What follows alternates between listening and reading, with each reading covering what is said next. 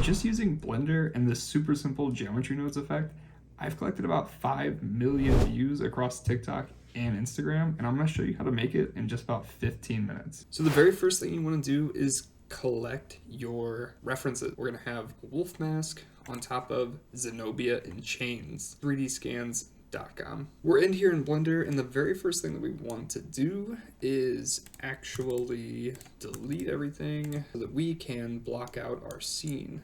And we're gonna block out our scene by importing our references that we already have. So our very first one is Zenobia. Zenobia is huge, so we're gonna scale her by 0.01. We're gonna rotate on the X and the Z. You can use a cube to measure her, and a cube is about 6 feet tall, and so if you want her to be about 6 feet tall, just make her as tall as the cube. Now we're going to collect our mask that we're going to use. Now we have the mask. Again, mask is super large. We're gonna scale it down so it makes sense on Zenobia. Now we want to block out our actual scene. So we'll start with a ground plane. I like to scale these by 5. That's normally like a good ground floor area. And what I also like to do is just bring in a cube here for the walls. And I'll also scale these up by 5 normally so that they kind of line up with the floor. Kind of want to get messy with the block out. One other thing I like to do with these blockouts is kind of make it look so that it's a place, so that it kind of has like some more detail.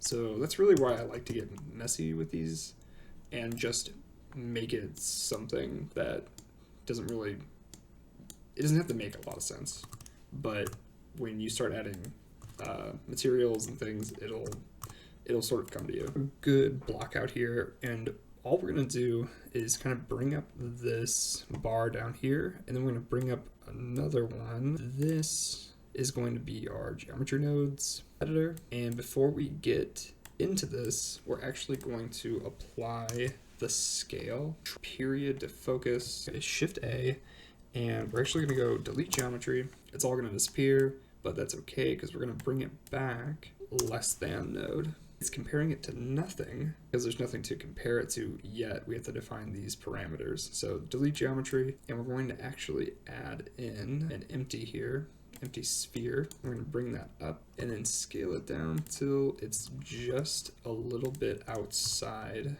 of the mask. And so what this is going to do is it's going to bisect the mask right here super simply, and we're going to do that with a distance node that is comparing the position of the mask itself versus the scale of this guy right here. Click on relative. Shouldn't be integer, it should be float. There we go. So less than, compare node should be on float and less than. And then we have a distance, position, object, boom. We're going to add in another node called set position, and we're going to drag out a map range from the distance node, and we're going to plug that into the offset. Now our mask is going to go crazy, of course, because this map range is not a vector math node. Set to multiply. That's going to put our vectors back into shape, but we only want to multiply by this normal. Now our mask goes crazy, of course, because this map range is not telling us what range to use. Well, it is telling us what range to use, except it's just a 1 and a 0. We want to utilize this scale value right here, and now it's telling us from scale 1 to scale 1, from min to max. We don't want it to do that. What we do want it to do is we want to Shift A, search for a math node, and use an add. Take a multiply, stick it right here, and this multiply is actually going to make it smaller. What we have is this really nice effect going on along the rim of it, and what that does is it kind of showcases this mask happening and coming together, which is really nice because there's a lot of believability in this sort of effect happening. And the more layers and the more effects you kind of add to the edge of this, the more it kind of seems like it's real and alive. There's more that we can do to this. What I like to do is add a split edges node on top of this, and that creates this really nice effect right here. It looks like all the pieces are kind of coming together and like forming. Minimize that for now if it's eating up too much of your computer space here. Another thing I like to do is add in a mix node to the position, change it to color, add a noise texture, and then change this linear light, and it's gonna freak out a little bit, but what we're gonna do is we're gonna bring down the mix. And now we have some even more interesting edges that are going on here. And you'll wanna play around with this to see how it looks. But for the most part, it should be. You can also change this to 40 and animate this W, but we will get more into that when we get into animations. Now we have our first layer here. Now for the second layer, call this layer 2.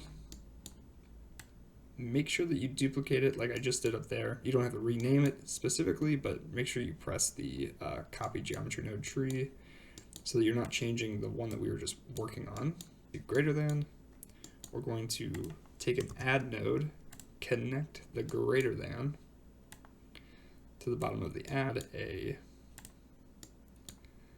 add node to the greater than, and then another add node to the subtract, or the less than, and then change it to subtract, and voila, we have a mask that is in between the areas that we were just talking about. The issue with this, however, is it's just a little bit less control, but we'll kind of get into that as we come along here. It could be helpful also to hide the previous mask, or the previous wolf mask, and so you can start working on this. So as we change these values here, you'll notice that we only get a small portion of the mask, and that's really what we are looking for. And if we keep this set position the same, it'll line up really nicely with the other noise texture. However, we did not change that noise texture to a group, which we will want to because it'll stay the same across everything. So highlight this, Control G to group. And now if we go back to our other one, copy paste, awesome. So even though this wolf mask is technically a different geometry nodes tree, we can still use a group node on the same one and they will have the same effect. The reason for that is so that this noise texture does all the same things in each one. So like if we change this scale to 5, they'll both have the same scale. And we want that because we want them to stay the same, and we want them to kind of start and begin at the same place. Speaking of which, we want to take that down so that it kind of looks like this guy is ending or forming from the beginning of this one. And we're just going to take it a little bit further. There we go. Start at 0. And that's more of a preference thing. If you don't want that gap to be there, you can change that. Mesh to curve. And this is really fun. This is a really powerful node. And I wish they had more nodes like this that just did like general effects. But this mesh to curve node is really fantastic. So from the mesh to curve, we're going to add Shift A, add curved mesh node. Again, this is really powerful stuff. Before you connect this profile curve, however, we're actually going to just add in a curved circle. And this starts out with 32 resolutions. That's way too high for what we need. So we're going to take down to 5, and we're actually going to change this to 0.001 and plug that in. And that's already looking really nice, but it's still a little bit too big. So we're gonna go 0.005. There we go. Let's pin this geometry nodes so we keep it. And now let's move So that is our second layer. What we're gonna do is we're just gonna scale this up. It needs to kind of cover the entire wolf mask. So it needs to kind of look like that. One more thing I'm gonna add to this effect. Turn on our split edges again.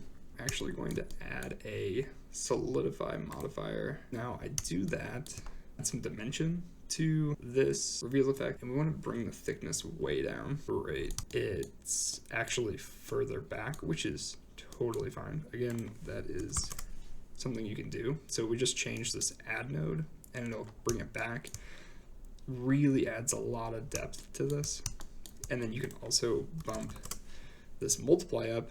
So now we're going to start animating. The way that I like to do this is I'll drag over a new screen, Shift A, add a camera, move the camera into the correct position. Focal length, I like to start out with 150. That's super long.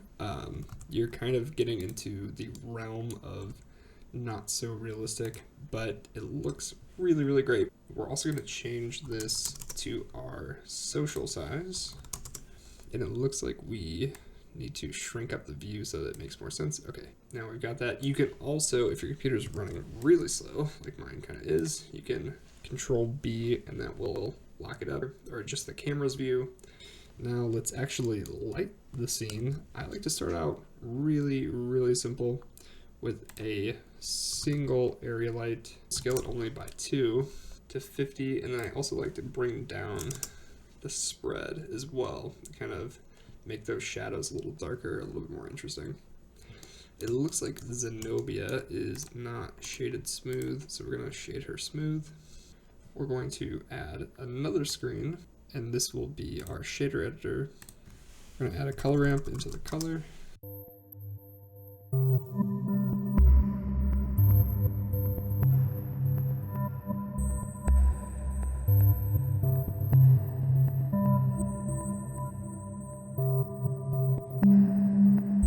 Mask, we've got our statue texture. 2 issues we have already though is we don't have a focus and we don't have a tracking place for our camera. We can actually answer both of these issues with one empty. So we're going to add an empty. Let's go into the camera settings, click on depth of field, and then click on your empty that you just added, or our realistic sizes, I should say. And because we did that, we have basically depth of field for an object that would realistically be this size. So what that means is we now know how to adjust our camera going forward. What I like to do is set this down to like 2, maybe even 1.5. And now we have this really nice, realistic, and we're just going to move the empty to where our mask is. And we have this really nice depth of field blurring out the background and our...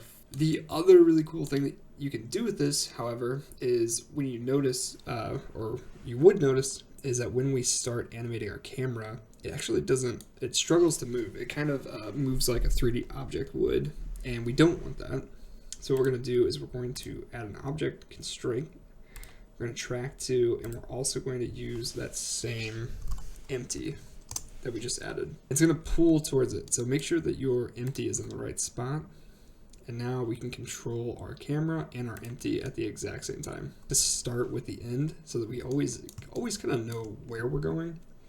And obviously we want the mask to be in full view. It's empty that controls the geometry nodes, and we're going to pull that away. Now we're going to position our camera in the right spot. Click on our camera, keyframe, location, and rotation. And we're going to change this to graph editor, change the graph editor to normalize so that we only have one line, and location rotation on the geometry node, control empty, then go back to the beginning, empty, that controls the geometry nodes, go over the entire mask, mark the location for that, change it, right click, change interpolation mode to linear. Also going to rotate our camera ever so slightly so that it's kind of following our geometry nodes empty.